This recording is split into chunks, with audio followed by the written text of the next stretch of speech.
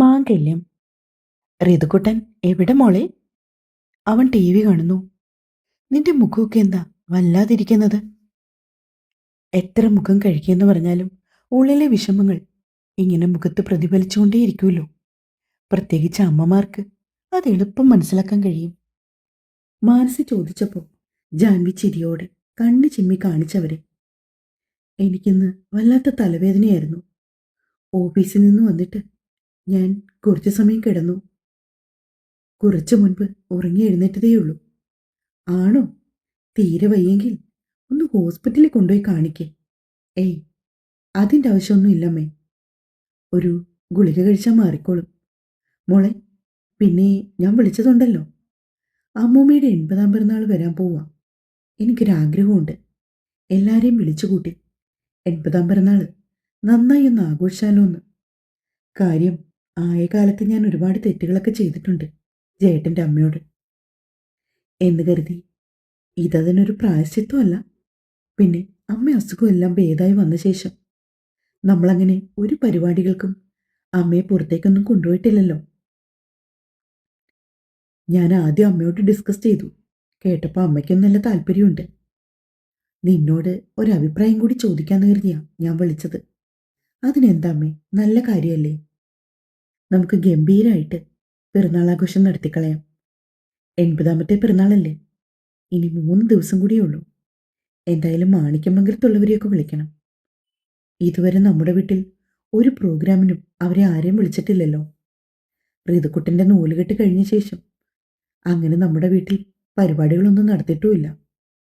അതിനെന്താമേ, നമുക്ക് മാണിക്യമംഗലത്തെ എല്ലാവരെയും വിളിക്കാം. അവരെല്ലാവരും ഉറപ്പായും വരും. പിന്നെ ജയേട്ടൻ്റെ കുറച്ച് ഫ്രണ്ട്സും എൻ്റെ കുറച്ച് ഫ്രണ്ട്സും. നിനക്കാരെങ്കിലും വിളിക്കാനുണ്ടെങ്കിൽ വിളിച്ചോ. എനിക്ക് മിതു അല്ലാതെ മറ്റാരെയും വിളിക്കാനില്ല. അത് അമ്മയ്ക്കറിയാലോ, ജാൻവി ചിരിയോടെ പറഞ്ഞു. അപ്പോഴേക്കും ഋതുക്കുട്ടൻ അമ്മയെന്ന് വിളിച്ച് ചിണുങ്ങിക്കൊണ്ട് അവിടേക്ക് വന്നു. പിന്നെ ജാൻവി ഫോണ് അവൻ്റെ കയ്യിൽ കൊടുത്തു. കുറേ സമയം മാനസിയോട് എന്തൊക്കെയോ വർത്താനം പറഞ്ഞിരുന്നു ഋതു. പിന്നെ മാനസി ഫോൺ വെച്ച് കഴിഞ്ഞ ശേഷമാണ് അവൻ ഫോൺ തിരികെ ജാൻവിയുടെ കയ്യിലേക്ക് കൊണ്ടുവന്നു കൊടുത്തത്. ഋതു നൽകിയ ഫോണും പിടിച്ചുകൊണ്ട് ജാൻവി കുറേയേറെ സമയം ലിവിംഗ് റൂമിലിരുന്നു. ജഗൻ ദേഷ്യത്തോടെ പുറത്തേക്ക് ഇറങ്ങിപ്പോയതാണ്. ഇതുവരെ വന്നിട്ടില്ല. ജാൻവി വെറുതെ ക്ലോക്കിലേക്കൊന്ന് നോക്കി. സമയം 7 മണിയോടടുക്കുന്നു. അതേ സമയം തന്നെയാണ് കോളേജ് ഗ്രൂപ്പിൽ ഒരു മെസ്സേജ് അവൾ കണ്ടത്. നമ്മുടെ കോളേജിന്റെ ചരിത്രത്തിൽ സ്വർണ്ണലിപികളാൽ എഴുതപ്പെടേണ്ട ഒരു അപൂർവ നേട്ടത്തിന്റെ സന്തോഷത്തിലാണ് നാം ഇപ്പോൾ. ഇത്തവണ സിവിൽ സർവീസ് പരീക്ഷയിൽ അഖിലേന്ത്യാ തലത്തിൽ 2ാം റാങ്ക് കരസ്ഥമാക്കി നമ്മുടെ കലാലയത്തിന്റെ കീർത്തി വാനോളം ഉയർത്തിയ നമ്മുടെ പ്രിയ വിദ്യാർത്ഥി അഭിഷേകിന് കോളേജിലെ അധ്യാപക സംഘടനയുടെയും സ്റ്റാഫ് കൗൺസിലിന്റെയും ആഭിമുഖ്യത്തിൽ ഒരു സ്നേഹാദരവ് ഒരുക്കുന്നു. വരാനിരിക്കുന്ന ബുധനാഴ്ചയാണ് പരിപാടി നടത്താൻ തീരുമാനിച്ചിരിക്കുന്നത്. നിങ്ങൾ ഓരോരുത്തരെയും ഈ പരിപാടിയിലേക്ക് സ്നേഹത്തോടെ സ്വാഗതം ചെയ്യുന്നു. കോളേജ് ഗ്രൂപ്പിൽ കണ്ട മെസ്സേജ് ജാൻവി മനസ്സിൽ വായിച്ചു. അവളുടെ മുഖം തെളിഞ്ഞു. അതിൻ്റെ അർത്ഥം അബി കോളേജിൽ വരുന്നു എന്നല്ലേ? 3-4 വർഷങ്ങൾക്കിപ്പുറം അബിയെക്കുറിച്ച് ലഭിച്ചിരിക്കുന്ന ഒരു വിവരം. അവൻ തനിക്ക് തൊട്ടടുത്ത്. ജാൻവിയുടെ ഉള്ളം തുള്ളിച്ചാടി. 4 വർഷങ്ങൾക്ക് മുമ്പ് കണ്ടുമറന്ന് തൻ്റെ പ്രിയപ്പെട്ട സുഹൃത്തിനെ വീണ്ടും കാണാൻ കഴിയുമല്ലോ എന്ന ചിന്തയിൽ അവളുടെ കണ്ണുകൾ രണ്ടും നിറഞ്ഞൊഴുകി. ജാൻവി പെട്ടെന്ന് തന്നെ ഫോണെടുത്ത് മിഥുവിനെ വിളിച്ചു. പക്ഷേ അവൾ കോൾ എടുത്തിരുന്നില്ല. മിക്കവാറും അവൾക്ക് ഇന്ന് നൈറ്റ് ഷിഫ്റ്റ് ആയിരിക്കും. അതാവും ഫോൺ എടുക്കാത്തത്. പിന്നെ ഒന്നും ചിന്തിച്ചില്ല. ജാൻവി മിഥുവിന് ഒരു വോയിസ് മെസ്സേജ് ഇട്ടു. അബി കോളേജിൽ വരുന്നുണ്ട്, അതും വരുന്ന ബുധനാഴ്ച. ഇനി അധികം ദിവസങ്ങളില്ല, ജാൻവി മനസ്സിലോർത്തു. പുറത്തേക്ക് പോയി ചെക്ക് ഏകദേശം 9 മണിയോടടുത്തപ്പോഴാണ് തിരികെ വന്നത്.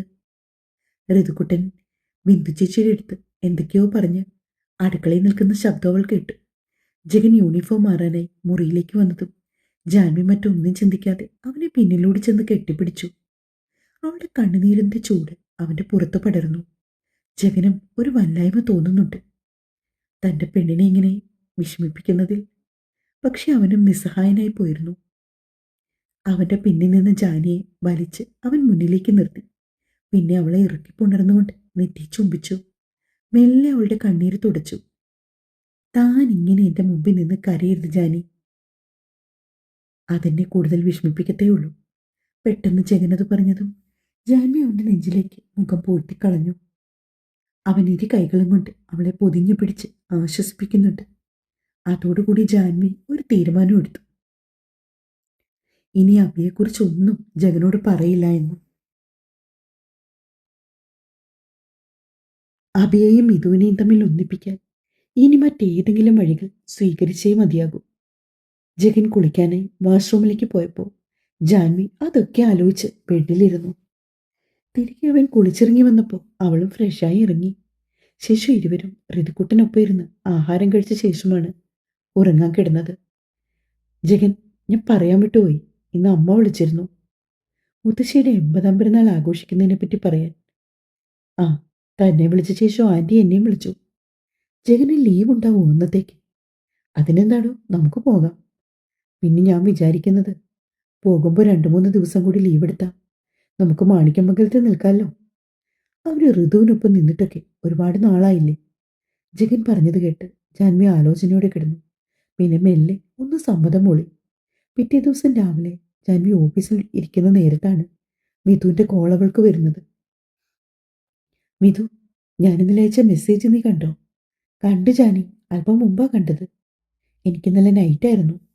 എനിക്ക് തോന്നി നീ വരുമോ, അവൻ കോളേജിൽ വരുമെന്ന്. നമ്മുടെ അബിയെ പോയി കാണണ്ടേ? മറുപുറത്ത് മൗനമാണ്. കുറേയേറെ നാളുകൾ കൂടി അബിയെ കാണാനൊരു അവസരം ഒത്തുവന്നതിൻ്റെ സന്തോഷത്തിൽ മിഥുവിന് എന്ത് പറയണമെന്ന് പോലും അറിയില്ല. ഞാൻ വരും ജാനി, എനിക്ക് അവനെ കാണണം, മിഥു തർപ്പിച്ചു പറഞ്ഞു. മിഥു, അതിൻ്റെ തൊട്ട് പിറ്റത്തെ ദിവസമാണ് മുത്തശ്ശിയുടെ 80ാം പിറന്നാൾ. എന്തായാലും നീ കുറേ നാൾ കൂടി വരുന്നതല്ലേ, അപ്പോൾ 2-3 ദിവസം നാട്ടിൽ നിന്നിട്ട് പോയാൽ മതി, കേട്ടല്ലോ.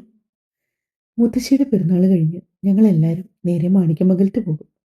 അവിടെ നീയും ഉണ്ടാവണം. ഋതുക്കുട്ടൻ എപ്പോഴും പറയും നിന്നെ ഒരുപാട് മിസ് ചെയ്യുന്നുണ്ടെന്ന്. ഋതുവിൻ്റെ കാര്യം കേട്ടതും മിഥുവിൻ്റെ ചൊടിയൊന്നു വിരിഞ്ഞു. സത്യം പറഞ്ഞാൽ ലീവ് കിട്ടിയാൽ പോലും അവിടേക്കൊന്നും താൻ പോകാറില്ല. മറ്റൊന്നും കൊണ്ടല്ല, വീട്ടിൽ പോയി നിന്നാൽ എല്ലാവരും കൂടി വിവാഹത്തിന് നിർബന്ധിക്കും. പിന്നെ അതിലും നല്ലത് ജോലി സ്ഥലത്ത് നിൽക്കുന്നതല്ലേ എന്ന് ചിന്തിക്കും. പക്ഷേ അങ്ങനെയുള്ള കടുത്ത തീരുമാനങ്ങൾക്കിടയിൽ അവൾക്ക് നഷ്ടമായി പോകുന്നത് ഇങ്ങനെയുള്ള ചില മൊമെന്റ്സാണ്. മിഥു വേദനയോടെ ഓർത്തു. നീ കേൾക്കുന്നില്ലേ, ജാൻവി എടുത്തു ചോദിച്ചത്. മിഥു സ്വപ്നത്തിൽ നിന്ന് ഉണർന്നതുപോലെ ഒന്നും മൂളി. ഇനിയിപ്പോ ഒരു കാര്യം ചെയ്യ, ഇന്നലെ ഫുള്ള് ഉറങ്ങാതിരുന്ന് വർക്ക് ചെയ്തതല്ലേ നീ, കിടന്നോളൂ, ഞാൻ വൈകിട്ട് വിളിക്കാം. കോൾ കട്ട് ചെയ്ത മിഥു ഉറങ്ങാൻ കിടന്നപ്പോൾ ജാൻവി അവളുടെ ജോലികളിലേക്ക് തിരിഞ്ഞു. 2 ദിവസങ്ങൾ വലിയ പ്രത്യേകതയൊന്നുമില്ലാതെ കടന്നുപോയി. അന്ന് വൈകിട്ടാണ് മിഥു വരുന്നത്. അവൾ നേരെ ജാനിയുടെ ഫ്ലാറ്റിലേക്ക് വന്നു. കോളേജിൽ വെച്ച് നടത്തുന്ന അനുമോദന പരിപാടി ആയതുകൊണ്ട് തന്നെ ജഗൻ അതിനെക്കുറിച്ചൊന്നും അറിഞ്ഞിട്ടില്ലെന്നാണ് ഇരുവരുടെയും ധാരണ. അതുകൊണ്ട് തന്നെ വൈകിട്ട് ജോലി കഴിഞ്ഞ് ജഗൻ വീട്ടിൽ വരുമ്പോഴാണ് അവൻ മിഥുവിനെ കാണുന്നത്. ജാനിയോട് എന്തോ സംസാരിച്ച് ബാൽക്കണിയിൽ ഇരിക്കുകയാണവർ. നീ എപ്പോ വന്നു? കുറേ നാളുകൂടി അനിയത്തിയെ കണ്ടതിൻ്റെ സന്തോഷം മുഴുവനും ജഗന്റെ മുഖത്തുണ്ടായിരുന്നു. ഞാൻ ഞാൻ കുറച്ചു നേരം ആയിട്ടുള്ളൂ. ഇതെന്താ പെട്ടെന്നൊരു വരവ്? കുറച്ച് നാളായിട്ട് നീ നാട്ടിലേക്കൊന്നും വരുന്നില്ലെന്ന് പറഞ്ഞ് നിന്നതല്ലേ? അത് പിന്നെ ജാനി പറഞ്ഞു, അവിടുത്തെ മുത്തശ്ശിയുടെ 80ാം പിറന്നാളാണെന്ന്. ഞാൻ കരുതി വന്ന് എല്ലാരെയും ഒന്ന് കണ്ടിട്ട് പോകാന്ന്.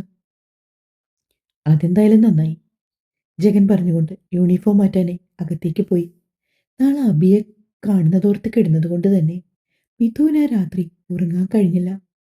കഴിഞ്ഞ 4 വർഷങ്ങളെപ്പോലെ ആ രാത്രി മിഥുവിൻ്റെ കണ്ണുകൾ നിറഞ്ഞില്ല. എന്നും കണ്ണീരിനെ കൂട്ടുപിടിച്ച് കിടന്നുറങ്ങുന്നവൾ, അവളുടെ ഉള്ളിലും പ്രത്യാശയുടെ പുതുനാമ്പുകൾ മുട്ടിട്ടു. പിറ്റേന്ന് രാവിലെ സംസ്ഥാനത്ത് ഏതോ ഒരു മന്ത്രി വരുന്നത് പ്രമാണിച്ച് ജഗൻ അല്പം നേരത്തെ പോണായിരുന്നു. ഒരു തരത്തിൽ പറഞ്ഞാൽ ജാൻവിക്കും മിഥുവിനും അതൊരു അനുഗ്രഹമായിട്ടാണ് തോന്നിയത്. ജാൻവി ആദ്യം തന്നെ ഋതുക്കുട്ടിനെ കൊണ്ടുപോയി കിൻഡർ ഗാർഡനിലാക്കി. ശേഷം തിരികെ അപ്പാർട്ട്മെന്റിലേക്ക് വന്ന് ജാൻവിയും മിഥുവും റെഡിയായി ഇറങ്ങി. 11 മണിക്കാണ് കോളേജിലെ പ്രോഗ്രാം. ജാൻവിയുടെ കാറിലാണ് ഇരുവരും കോളേജിലേക്ക് പോയത്. അപ്പാർട്ട്മെന്റിന്റെ അവിടെ നിന്ന് കഷ്ടിച്ച് 15 മിനിറ്റ് യാത്രയേ ഉള്ളൂ കോളേജിലേക്ക്. മിഥുവിന്റെ മനസ്സിലൂടെ അനേകം ചിന്തകൾ ആ സമയം കൊണ്ട് കടന്നു. ജാൻവിയുടെ അവസ്ഥയും മറിച്ചല്ല. കോളേജ് കോമ്പൗണ്ടിനുള്ളിലേക്ക് അവരുടെ കാർ കയറിയതും മിഥു ഒരു ഞെട്ടലോടെ ജാൻവിയുടെ മുഖത്തേക്ക് നോക്കി. തങ്ങൾ സ്ഥിരം കാണാറുള്ള ആ വാഗമരം, അത് പൂത്തുലഞ്ഞു നിൽക്കുന്നുണ്ട്. ചുവന്ന വാഗപ്പൂക്കൾ അവിടെ ഇവിടെയായി വീണ് കിടക്കുന്നു. പാർക്കിങ്ങിൽ കാറിട്ട് ജാൻവിക്കൊപ്പം മുന്നോട്ട് നടക്കുമ്പോൾ മിഥുവിന് കരച്ചിൽ വരുന്നുണ്ട്. അഭിയും താനും ജാനിയും കൈ കോർത്ത് നടന്ന ഇടങ്ങളിലൂടെയെല്ലാം അവർ ചുറ്റി നടന്നു. ഒടുക്കം അവരുടെ നടപ്പ് ക്യാൻറ്റീനിലെത്തി.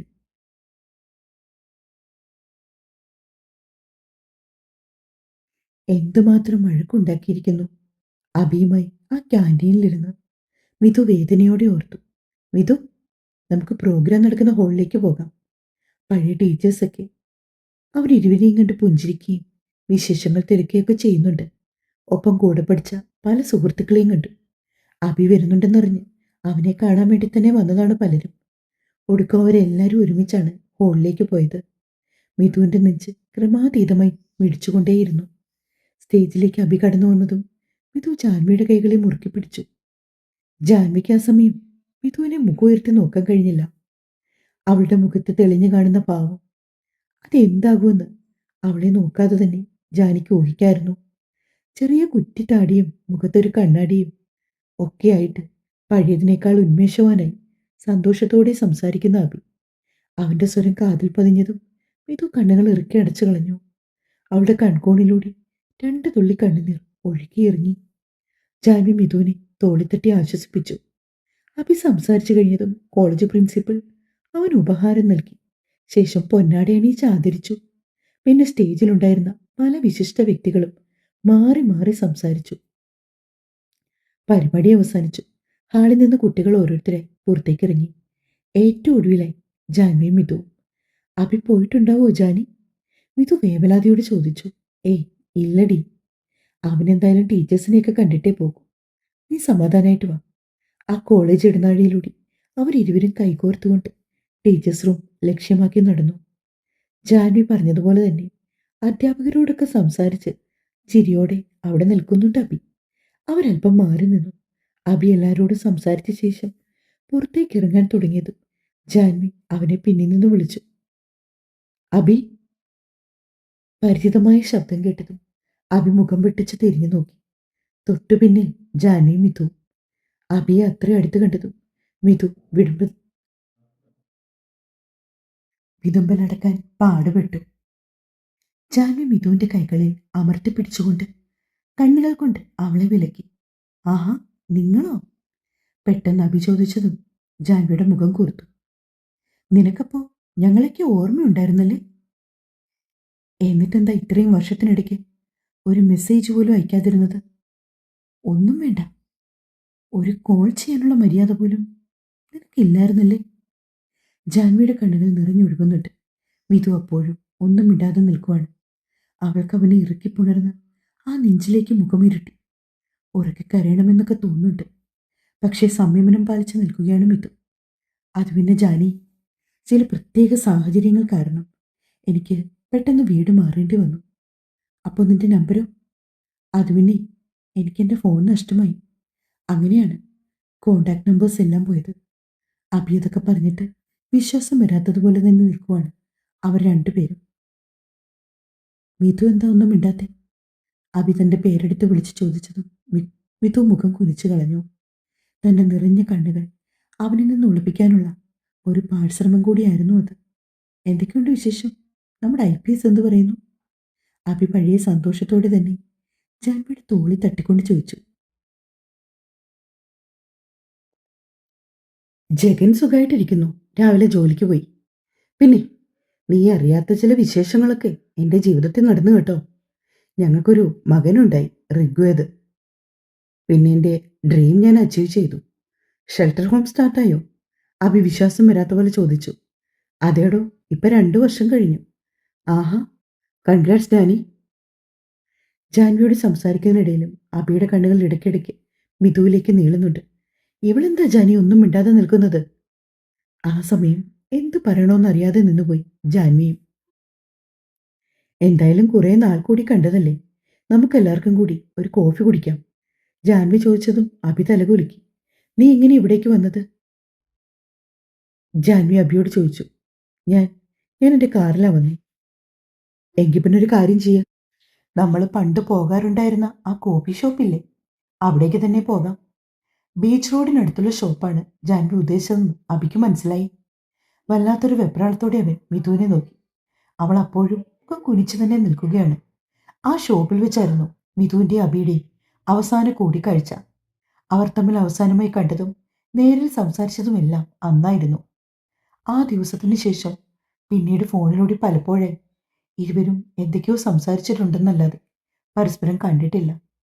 ജാൻവിയും മിഥുവും ഒരു കാറിലും അബി അവർക്ക് പിന്നാലെ അവൻ്റെ കാറിലുമാണ് പോയത്. ദേ നോക്ക് മിഥു, അവനെ കാണുമ്പോൾ അണ്ണാക്കി പിരിവെട്ടിയതുപോലെയുള്ള നിന്റെ ഇരിപ്പുണ്ടല്ലോ, അതൊന്ന് മതിയാക്ക്. എന്നിട്ട് അവനോട് പറയാനുള്ളതെല്ലാം നീ മനസ്സ് തുറന്നു പറയേ. അതിനുള്ള അവസരം ഞാൻ ഉണ്ടാക്കിത്തരാം. മിഥു ഒന്ന് മൂളി. കോഫി ഷോപ്പിന്റെ മുൻപിൽ കാർ നിർത്തി അവിടെ ഒഴിഞ്ഞു കിടക്കുന്ന ഒരു ടേബിളിന് ചുറ്റുമായി അവർ 3 പേരും ഇരുന്നു. എന്തു പറയണം, എവിടുന്ന് പറഞ്ഞു തുടങ്ങണമെന്നൊന്നും യാതൊരു നിശ്ചയവുമില്ല. 3 കോഫി ഓർഡർ ചെയ്തിട്ട് ജാൻവിയും അബിയും തമ്മിൽ പരസ്പരം എന്തൊക്കെയോ സംസാരിച്ചു. കൂടുതലും വീട്ടുകാര്യങ്ങളൊക്കെ തന്നെയാണ്. കോഫി കുടിച്ചുകൊണ്ടിരിക്കുന്നതിനിടയിലാണ് ജാൻവിക്കൊരു കോൾ വന്നത്. 1 മിനിറ്റ് എന്ന് പറഞ്ഞ് അവൾ ഇരുന്നിടത്തുനിന്ന് എണീറ്റു. അല്പം മാറി നിന്ന് സംസാരിച്ചു. മറ്റാരും ആയിരുന്നില്ല, മാനസിയായിരുന്നു അത്. ഋതുക്കുട്ടൻ സ്കൂളിൽ പോയോ എന്നൊക്കെ അറിയാൻ വേണ്ടി വിളിച്ചതാണവർ. ഫോൺ വിളിച്ച് സംസാരിച്ച ശേഷം ജാൻവി ധൃതിയിൽ അബിയുടെയും മിഥുവിൻ്റെ അടുത്തേക്ക് വന്നു. ജാൻവിയുടെ മുഖത്തൊരു വെപ്രാളം. എനിക്ക് പെട്ടെന്നൊരു എമർജൻസി വന്നു, ഓഫീസിൽ നിന്ന്. അത്യാവശ്യമായിട്ട് അവിടെ വരെ പോയേ പറ്റൂ. നിങ്ങൾ സംസാരിക്കേ. അബി, ഇനി നീ നമ്പർ തരാതെ മുങ്ങിക്കളയാം എന്നൊന്നും വിചാരിക്കണ്ട. മിഥു, ഇവന്റെ നമ്പർ മറക്കാതെ വാങ്ങണേ. കോഫിയൊക്കെ കുടിച്ച് നീ മിഥുവിനെ ഫ്ലാറ്റിലേക്ക് ആക്കിയാൽ മതി. ഞാൻ പെട്ടെന്ന് പോട്ടെ, അർജന്റ് ആയതുകൊണ്ടാ. അല്ലെങ്കിൽ ഉറപ്പായിട്ട് ഇന്ന് ഒരു ഡേ ഫുള്ള് നിന്റെ കൂടെ സ്പെൻഡ് ചെയ്തിട്ടേ ഞാൻ പോകത്തുള്ളായിരുന്നു. പറഞ്ഞുകൊണ്ട് ധൃതിയിൽ അവരുടെ ചോദ്യമോ അതിന് മറുപടിയോ ഒന്നും കൊടുക്കാൻ നിൽക്കാണ്ട് ജാൻവി ടേബിളിന്റെ മുകളിലിരുന്ന വണ്ടിയുടെ കീയും എടുത്ത് പുറത്തേക്ക് പോയതും അബിയും മിഥുവും വല്ലാത്ത അവസ്ഥയിലായി. ജാൻവി പോയി കുറച്ച് സമയം കഴിഞ്ഞിട്ടാണ് അബി മിഥുവിനോട് സംസാരിച്ചു തുടങ്ങിയത്. മിഥു, അബി മെല്ലെ പതിഞ്ഞ ശബ്ദത്തിൽ വിളിച്ചതും മിഥു മുഖമുയർത്തി അവനെ നോക്കി. അവളുടെ നനഞ്ഞ കണ്ണുകൾ കണ്ടതും അബിക്ക് ഒരു വല്ലായ്മ. അവൻ പെട്ടെന്ന് ടേബിളിലിരുന്ന ടിഷ്യൂ എടുത്ത് മിഥുവിന് നേരെ നീട്ടി. അവളത് വാങ്ങിക്കൊണ്ട് മുഖം തുടച്ചു. നീ ഓക്കെ അല്ലേ? എത്ര വേണ്ടെന്ന് വെച്ചിട്ടും ആ ചോദ്യം അവന് ചോദിക്കാതിരിക്കാനായില്ല. അല്ല, എടുത്തടിച്ചതുപോലെ മിഥു പറഞ്ഞു. അവൾ ഇപ്പോഴും പണ്ടത്തെ ആ വാശിക്കാരി പെൺകുട്ടിയാണെന്ന് അവന് തോന്നിപ്പോയി. അബിയുടെ ചുടികളിൽ മനോഹരമായ ഒരു ചിരിവിടർന്നു. കോഫി കുടിക്ക്. അത്രയും നേരമായിട്ട് മിഥു കോഫി ഒന്ന് സിപ്പ് ചെയ്തുപോലെ നോക്കിയിട്ടില്ലെന്ന് കണ്ടതും അബി പറഞ്ഞു. കോഫി കുടിച്ചു തീർന്നതും മിഥു പോകാനായി എണീറ്റു. എന്തൊക്കെയോ മാതോരാതെ അവനോട് സംസാരിക്കണമെന്ന് കരുതി വന്നവളാണ്. എന്നാൽ ഇപ്പോൾ ഒരു വാക്കുപോലും അവന്റെ മുഖത്തേക്ക് നോക്കി സംസാരിക്കാൻ കഴിയാതെ നാവ് വിലങ്ങിയതുപോലെ ഇരിക്കുകയാണ്. നമുക്കൊരു ഡ്രൈവിന് പോയാലോ? പിന്നിൽ നിന്ന് അബി അത് ചോദിച്ചതും ഞെട്ടലോടെ അവന്റെ മുഖത്തേക്ക് നോക്കി മിഥു. അബിയുടെ കാറിലാണ് ഇരുവരും. സ്റ്റീരിയോയിൽ ഒരു പഴയ ഗാനം ഒഴുകി കേൾക്കുന്നുണ്ട്. അരികിൽ നീ ഉണ്ടായിരുന്നെങ്കിൽ എന്ന് ഞാൻ. മിഥുവിന്റെ മനസ്സറിഞ്ഞതുപോലുള്ള വരികൾ. അബിയും ആ വരികൾക്കൊപ്പം ചെറുതായി മൂളുന്നുണ്ട്. അവരുടെ കാർ ഇങ്ങോട്ടൊന്നില്ലാതെ പായുകയാണ്. ഏറെ നേരത്തിന് ശേഷം മിഥുവാണ് സംസാരിച്ചു തുടങ്ങിയത്. അച്ഛനും അമ്മയും സുഖമായിരിക്കുന്നോ? അച്ഛന് ഈ അടുത്ത് BP ചില പ്രശ്നങ്ങളൊക്കെ ഉണ്ടായി. അതൊഴിച്ചാ വേറെ കുഴപ്പമൊന്നുമില്ല. രണ്ടുപേരും ഹാപ്പി ആയിട്ടിരിക്കുന്നു. അവരിടയ്ക്കൊക്കെ തന്നെപ്പറ്റി ചോദിക്കാറുണ്ട്. ഏതോ ഒരു ഓർമ്മയിൽ അബി പറഞ്ഞു. അപ്പൊ നീ എന്തു പറയും? മിഥുവിന്റെ ആ ചോദ്യത്തിൽ അബി കുഴഞ്ഞുപോയി. അവൻ വഴിയരികിൽ കണ്ട തണൽ മരത്തിന്റെ ചുവട്ടിലേക്ക് വണ്ടി നിർത്തിയിട്ടു. ശേഷം കൈകൾ മാറിന് പുറകെ പിണച്ചു കെട്ടിക്കൊണ്ട് മിഥുവിനെ നോക്കി. അവന്റെ നോട്ടം നേരിടാനാവാതെ മിഥു മുഖം കുനിച്ചു. നിനക്കെന്നോട് ഇപ്പോഴും ദേഷ്യമുണ്ടോ? അബി മടിച്ചു മടിച്ചു ചോദിച്ചു. എന്തിന്? അല്ല, പണ്ടൊരിക്കൽ നീ പ്രപ്പോസ് ചെയ്തപ്പോൾ ഞാൻ റിജക്ട് ചെയ്തതിന്. നിനക്കെന്നെ ഇഷ്ടമില്ലാത്തത് കൊണ്ടല്ലേ നീ എന്നെ റിജക്ട് ചെയ്തത്? അതിന് ഞാൻ നിന്നോട് ദേഷ്യം കാണിക്കുന്ന എന്തിനാ? എടുത്തടിച്ചതുപോലെ മിഥു ചോദിച്ചപ്പോൾ അബി ഒന്ന് ചിരിച്ചതേയുള്ളൂ. നീ ഇപ്പൊ എന്താ പരിപാടി? വിവാഹം കഴിഞ്ഞോ? അബി മിഥുവിനെ വെറുതെ ദേഷ്യം പിടിപ്പിക്കാൻ വേണ്ടിയാണ് അത് ചോദിച്ചത്. കണ്ണ് കൂർപ്പിച്ചവൾ അവനെ ഒരു നോട്ടം നോക്കി. നീ എന്തിനാ എന്നെ നോക്കി പേടിപ്പിക്കുന്നത്? നമ്മുടെ കൂടെ വിവാഹം കഴിച്ചു. നമ്മുടെ കൂടെ പഠിച്ചവരൊക്കെ വിവാഹം കഴിച്ചു. അതുകൊണ്ടാ ഞാൻ ചോദിച്ചത്. അഭി പെട്ടെന്ന് തന്നെ തന്റെ ചോദ്യത്തിനൊരു ന്യായീകരണം കൊണ്ടുവന്നു. പ്രൊപ്പോസൽ നോക്കുന്നുണ്ട്. ഒരു ഡോക്ടറുടെ ആലോചന വന്നിട്ടുണ്ട്. വീട്ടിലെല്ലാവർക്കും ഓക്കെയാണ്. ഇനി അവന്റെ മുമ്പിൽ തോറ്റുകൊടുക്കാൻ മനസ്സില്ലാത്തതുപോലെ മിഥു അലസമായി പറഞ്ഞു. നിനക്ക് ഓക്കെയാണോ? അഭി ചോദിച്ചതും മിഥു ഒന്ന് പതറി. തുടരും. അങ്ങനെ നമ്മുടെ മിഥുവും അഭിയും ജാനിയും ഒക്കെ കണ്ടുമുട്ടിയ സ്ഥിതിക്ക് ഇനി കഥ ഇത്തിരി കൂടി ഉഷാറാകും. വായിച്ചിട്ട് അഭിപ്രായം പറഞ്ഞു പോണേ. ഇഷ്ടമെങ്കിൽ സപ്പോർട്ട് തരാൻ മറക്കല്ല. സ്നേഹത്തോടെ സ്വന്തം മിത്രവിന്ദ. Thank you.